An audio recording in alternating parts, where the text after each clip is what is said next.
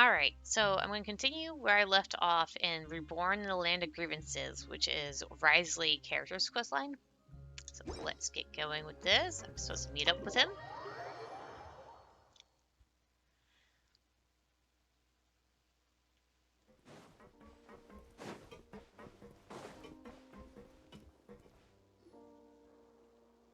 Oh, here you are. Did you manage to land a lucky pull on the welfare meals tonight?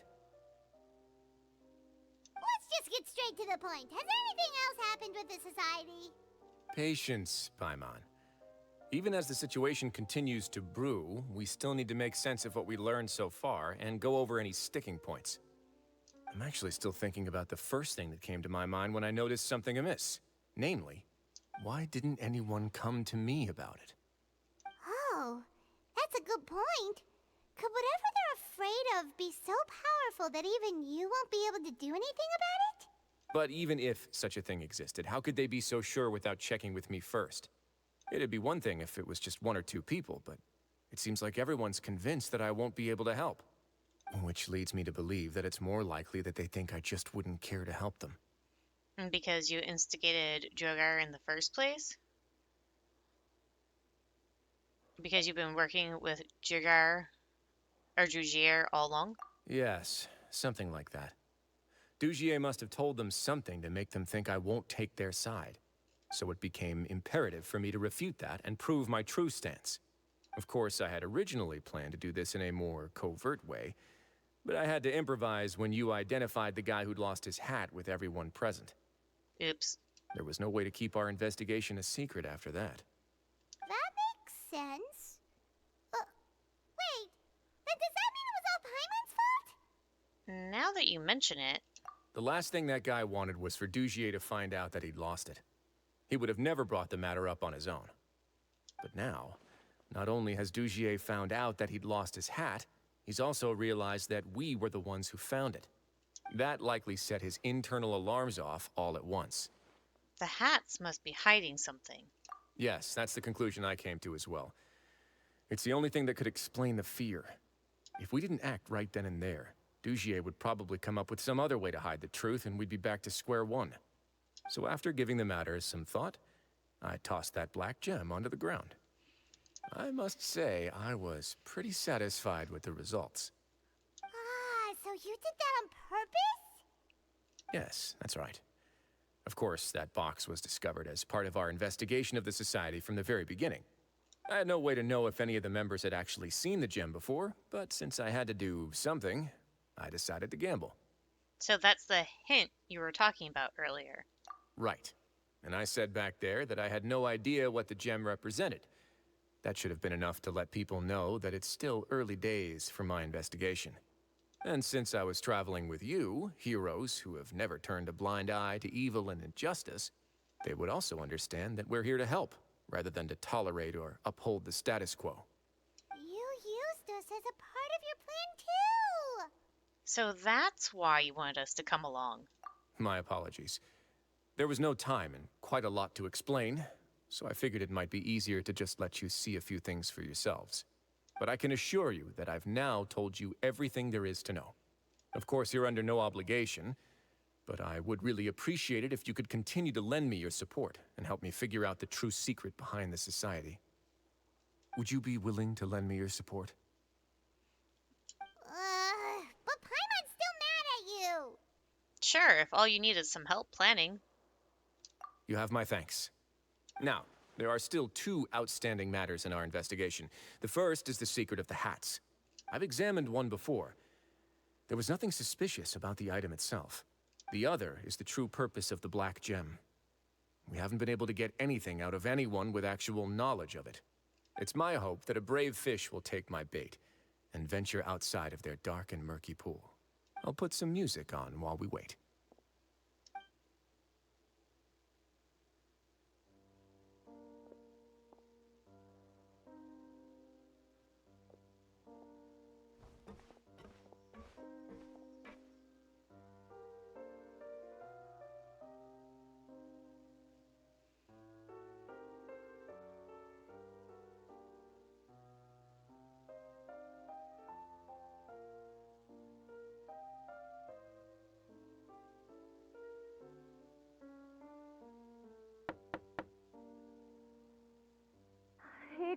me, Your Grace. But may I come in? I'm afraid that someone's been following me. Please, do.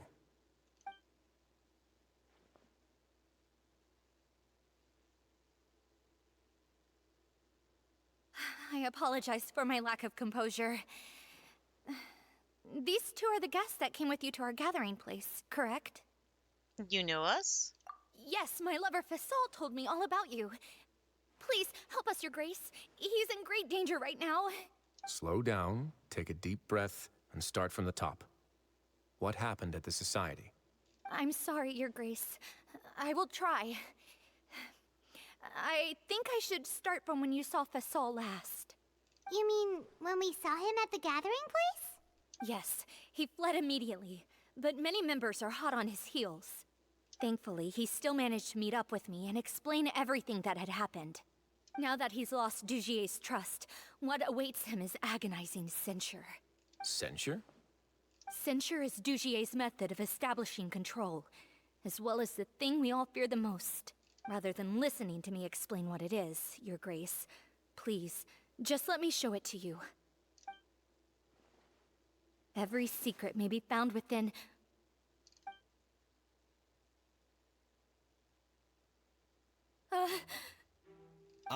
Here you are. I was wondering where you had run off to in such a hurry. Please excuse us, Your Grace. It was never our intention to disturb you like this. You see, Avisa's mental state has been rather unstable ever since she arrived at the fortress.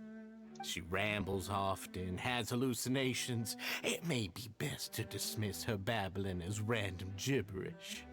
I don't recall hearing a knock or giving permission for you to come in. Oh, my apologies. I merely did not wish for Your Grace to be alarmed. Had I not been so focused on recovering her, I would have followed all the rules of etiquette to the letter. So please, forgive my discourtesy. Like we'd believe you. Indeed, like we'd believe you. Please, there's no need to be upset. It's only natural to want to side with the poor sick girl, but I know His Grace to be a reasonable man. Well then, what if the reasonable man wants to hear the lunatic out? That would be perfectly fine with me. Oh, and just so you know, we've also found the missing Mr. Fasol. I had no idea why he was so upset about losing his hat, really.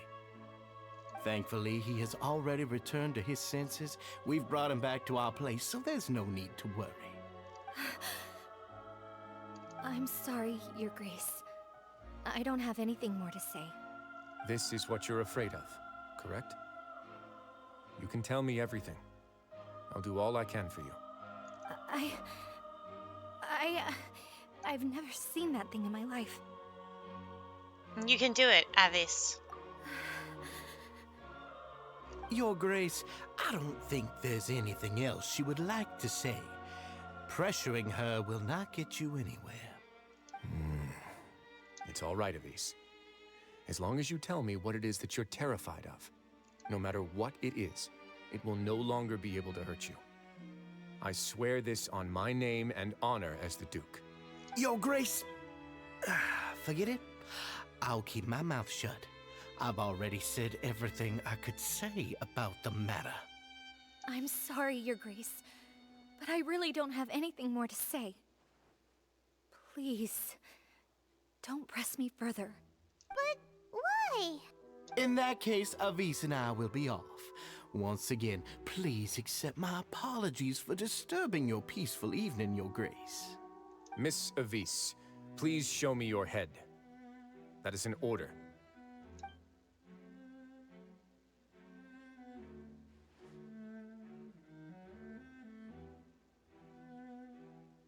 There's nothing there. Your Grace, I know you have long tired of my words, but please believe me when I say you've merely let your worries get to your head. The Society has never caused trouble for you or any of the guards at the fortress. We've spent all of our time working hard and trying to lead better lives. Why are you doing everything in your power to prove our guilt? What's wrong with the current state of affairs? I'll do anything for you, as long as you give me the word. Why are you so intent on getting rid of someone who's been unfalteringly loyal? 'Cause you're sus as fuck, that's why. Your words bore me. You know the consequences if I find you to be lying. Everything that I do for the Fortress of Meripede. But your grace is welcome to visit us anytime to confirm the true intent of our activities. All right, Avis. Let's head back.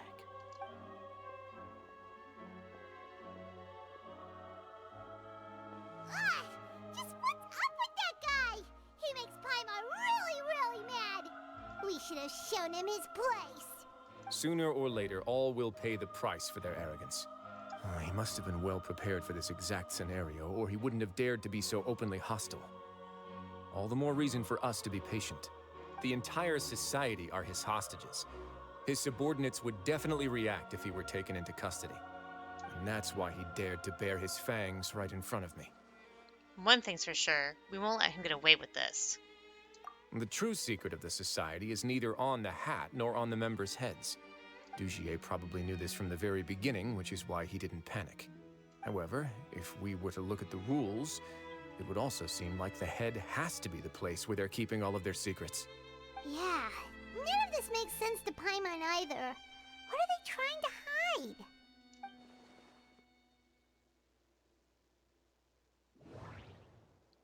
The hats are definitely being used to hide a secret. But there's nothing wrong with the hats themselves. But if there's nothing on her head, why did Avis feel the need to remove her hat? From the way Dugier acted, he must have known from the beginning that we wouldn't be able to find any evidence. I can't seem to make a connect.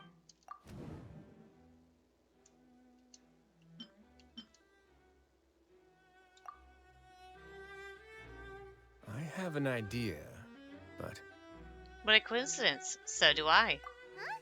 What is it? Tell Paimon about it! Avarice didn't take off her hat to draw attention to her head. She did so to remove her hair clip. You mean this thing? So, she handed a key piece of evidence over to us without Dugier noticing. That would mean that Avis didn't stay silent out of fear. She stayed silent because she'd already given us what we needed. Let me take a look.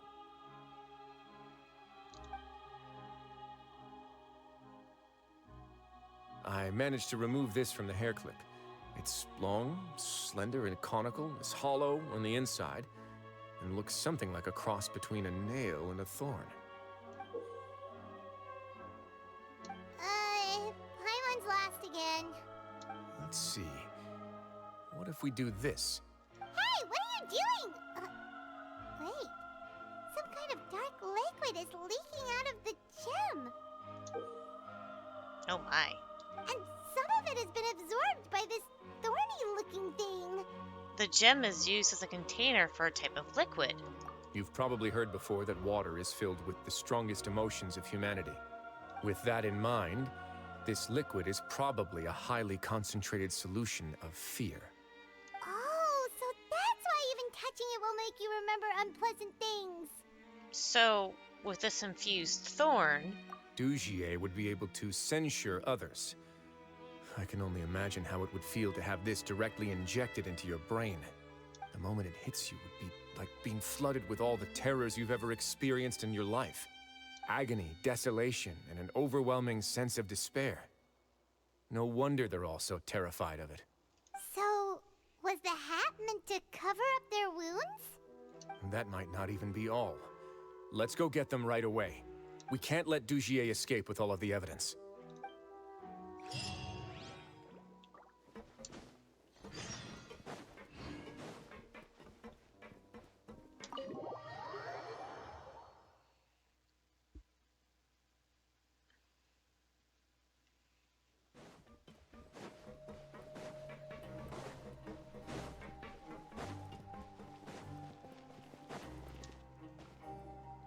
Your Grace, we have taken the Society members into custody.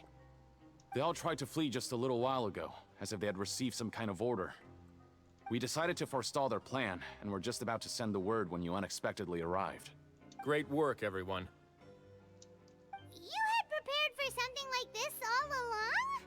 I had them stay here to keep an eye on things, so I'm glad that my intuition turned out to be correct. Perform a thorough search of the Society's headquarters and bring all the members to me. Understood, Your Grace.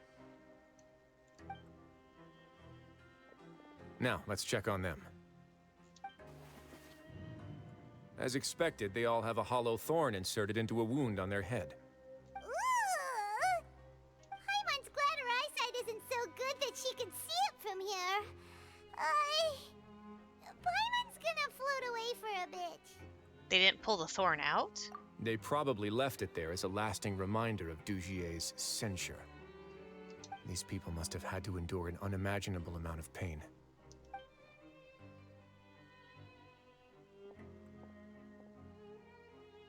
Let's go check out the other areas, too.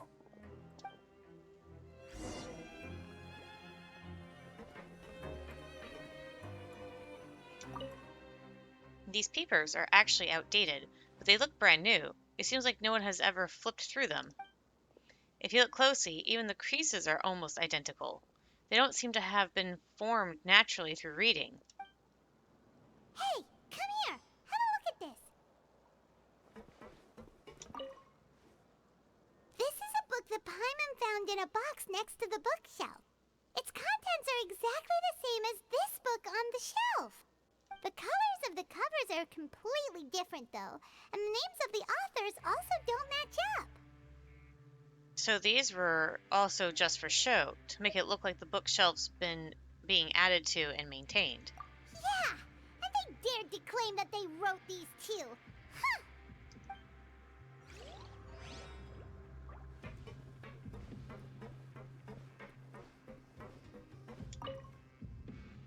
Look at what I found.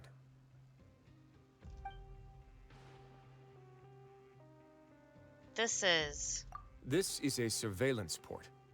With this, Dugier would be able to remotely monitor everything that's happening at the gathering place.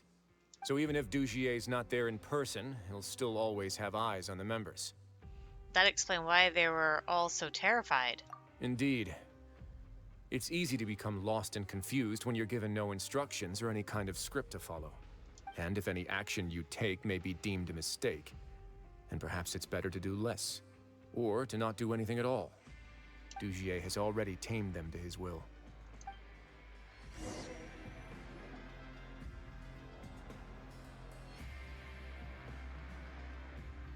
Your Grace! Your Grace! What's the matter? We couldn't find any Society members in the other areas. It also seems like none of the equipment in those rooms were ever used. All the signs of wear and tear are fake. The lime scale, the layers of dust, they were all deliberately added. We also investigated the members' residences and weren't able to find anything. Their neighbors all say that they haven't returned home for ages. Oh. Is that right? They're gone? That could only mean... The Society put a lot of effort into building a front. Their real headquarters are elsewhere. Indeed. As long as he allowed Society members to mingle with others, even with threats of censure, Dugier knew that he couldn't stop all of his members from speaking out. Meanwhile, this marvelous gathering place will lose all of its value as soon as a whistleblower sounds the alarm. So instead of being his real base, this is just an elaborate performance. The rest areas, the fancy equipment, even the members that we saw, they were merely part of the front. And only the most docile and well-trained members were selected as his performers. But then, where can we actually find him? Let me think. Dugier must be holding all the rest of his members in another place. And if the overseer of my fortress guard has never alerted me to anything of the sort, he must be in Dugier's pocket.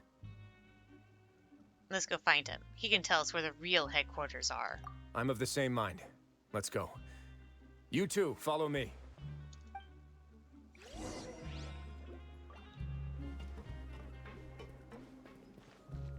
I think that was this waypoint.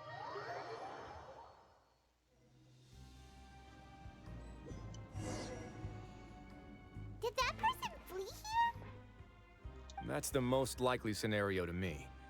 He's probably already caught wind of Dugier's declaration of war against me, and has fled to seek his protection. Let's keep heading down. There are some abandoned areas in there. Since he needs space, I'd guess Dugier probably converted them into his headquarters. We should be on the right track. Now we just need to find that turncoat. Let's go. We can take this path. You guys take the other.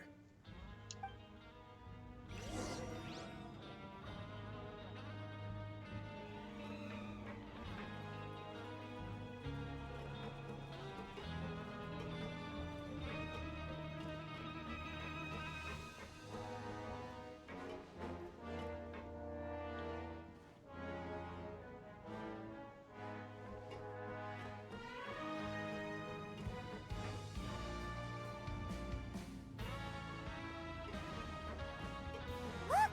There's a fallen guard over there! Paimon sees some society members too! After them! It's right. Run!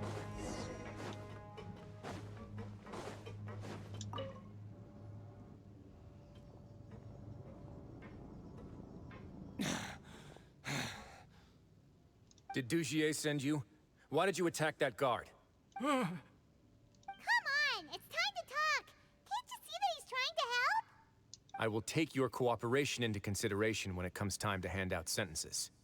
Mr. Dugier, he didn't want this guy to expose our true location. We were just about to dispose of him when you caught up to us. So, in other words, your headquarters should be this way. Yes, it's just down this way. You'll make it there once you've seen it pass through a large drainage pipe. Now that's more like it. Guards, take them away. Come on. Oh, wrong button. Let's go. It's about time that we find out what Dugier's really after.